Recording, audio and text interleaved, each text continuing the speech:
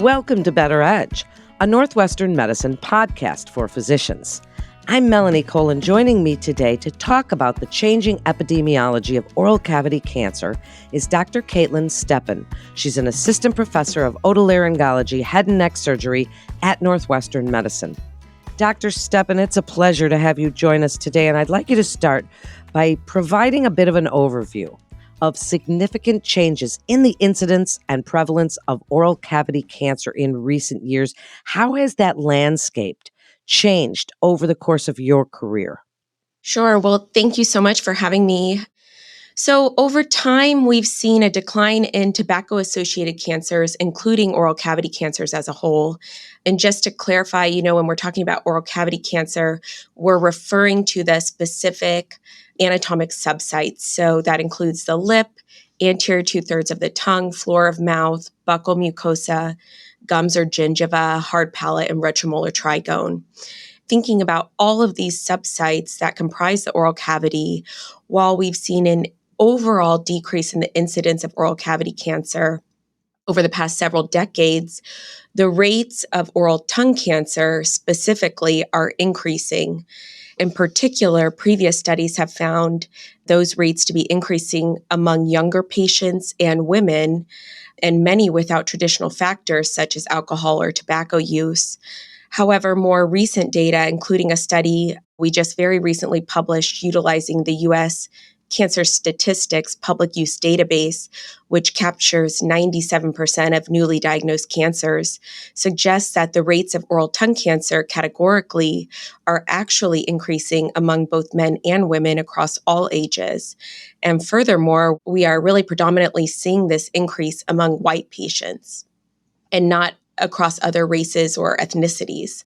And so while this trend is not entirely universal, this increasing incidence of oral tongue cancer is not isolated to the U.S., but is actually being seen in several areas across the globe. That's fascinating.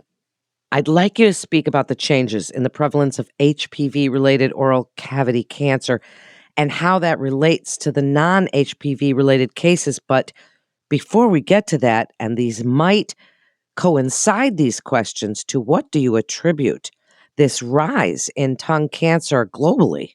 Yeah, so in this instance, specifically talking about oral tongue cancer, which is that anterior two-thirds of the tongue, traditionally the predominant risk factors have included heavy alcohol use, smoking or tobacco, including smokeless tobacco, as well as things like betel nut use.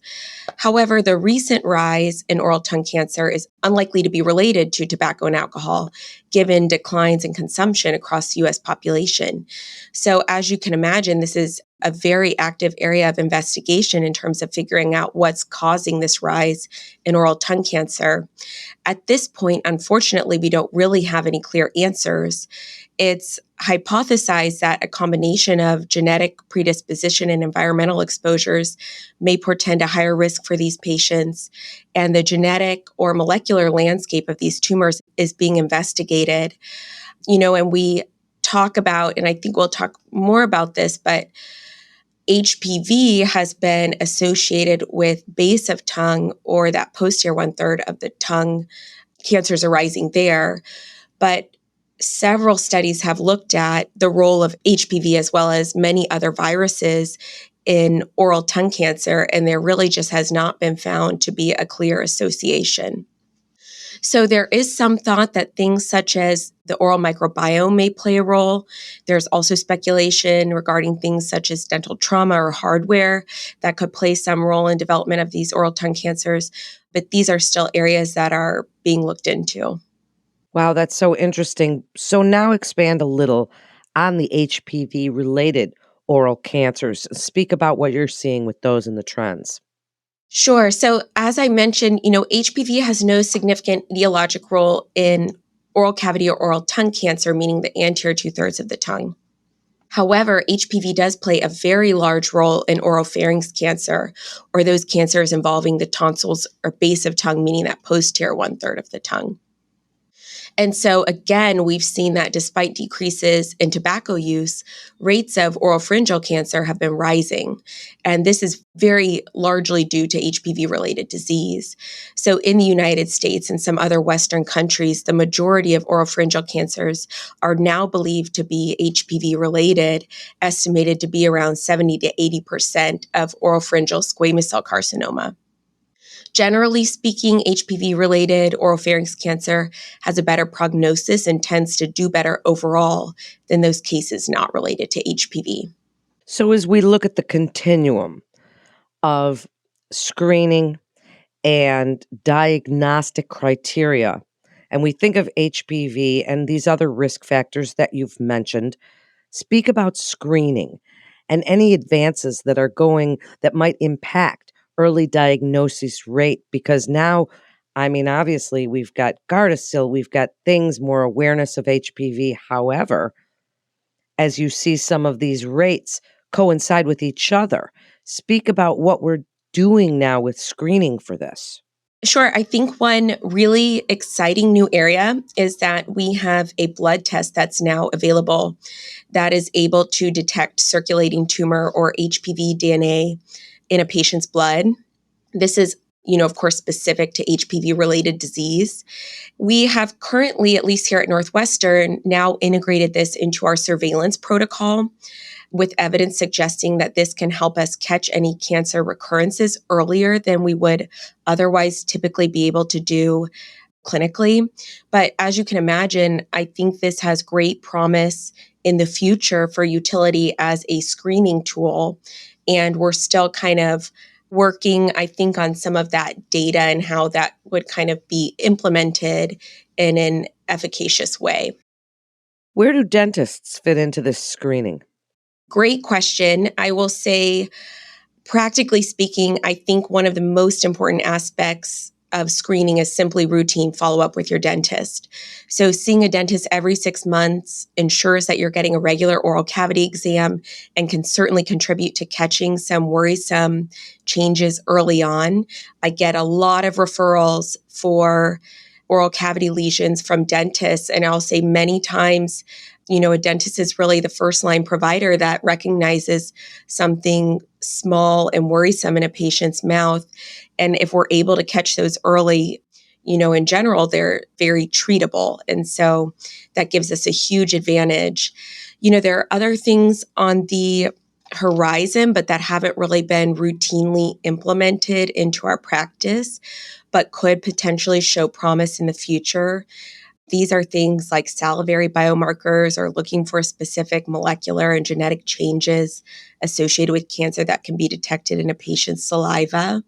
There are things like optical imaging technologies such as narrowband imaging and fluorescence imaging, which could allow for better visualization or abnormalities in the oral cavity. And so, as I said, these aren't routinely performed yet in our practice, but could be exciting things to look for in the future. What about exciting changes in the treatment landscape that have impacted the epidemiology? Because this is a challenging and unique, these cancers, and they have some possible devastating effects for patients that have advanced cancers of these types. So speak about some of the treatments that you're seeing and what's exciting in your field right now. Yeah, absolutely. So I would say regarding oropharynx cancer, I think one of the most exciting advancements is the HPV vaccine and recognizing its relationship to oropharynx cancer, and routine HPV vaccination is now recommended in the US for all adolescents at the age of 11 to 12 years old. Can even be done as early as 9 years old. And in the US, the HPV vaccine is approved through age 45, I believe. So hopefully, in future generations, if we're really able to implement this, across that younger population, I mean, you could imagine that could hopefully nearly eradicate the disease down the line. There have also, specifically regarding HPV related disease, There have been a number of clinical trials looking at de-escalation therapy for HPV-related disease.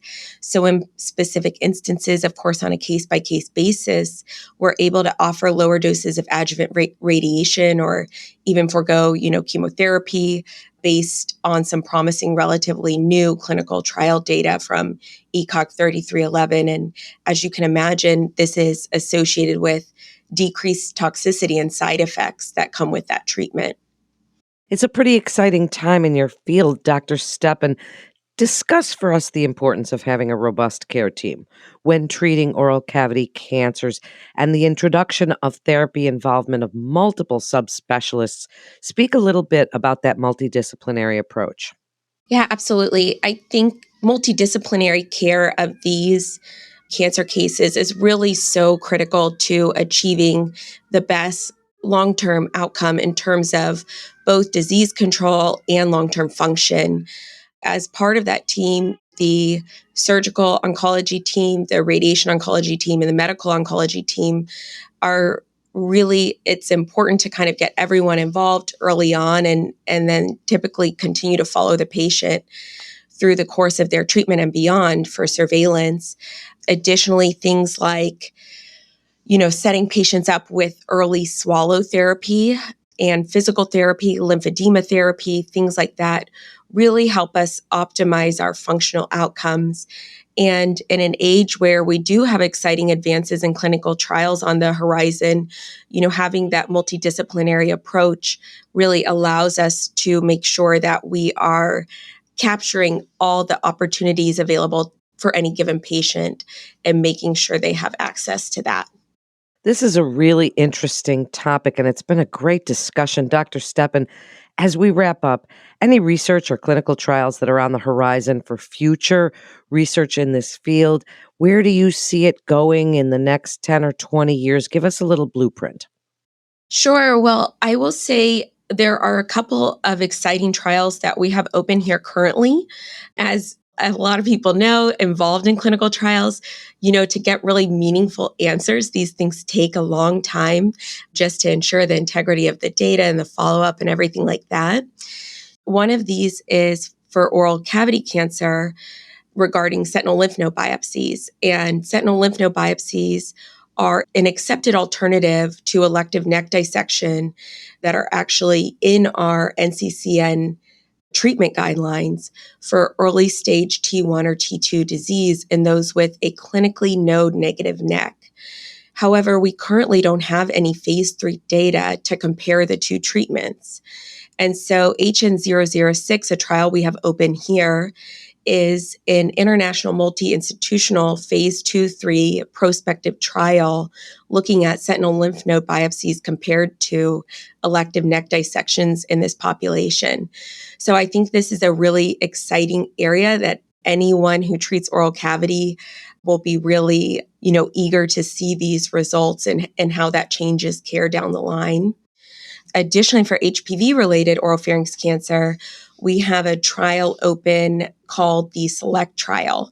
This is a phase 3 randomized controlled trial looking at SPECT-CT guided elective contralateral neck treatment for patients with lateralized oropharyngeal cancer. So essentially, we're seeing if we can use lymphatic mapping pre-treatment to avoid contralateral neck radiation in certain patients who have a clinically node negative contralateral neck disease. And this is where the current paradigm is to treat bilateral necks.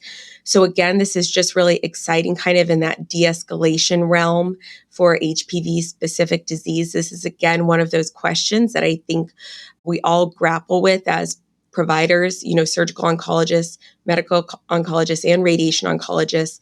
And understanding these outcomes will not only help us understand the disease better, but treat patients more specifically and hopefully with the long-term goal of, giving them sufficient treatment to obtain the disease control that we want, but really minimizing those side effects associated with treatment.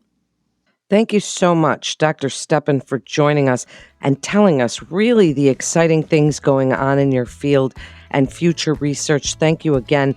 To refer your patient or for more information, please visit our website at breakthroughsforphysicians.nm.org/ENT. to get connected with one of our providers. That concludes this episode of Better Edge, a Northwestern Medicine podcast for physicians. Please always remember to subscribe, rate, and review this podcast and all the other Northwestern Medicine podcasts. I'm Melanie Cole. Thanks so much for joining us today.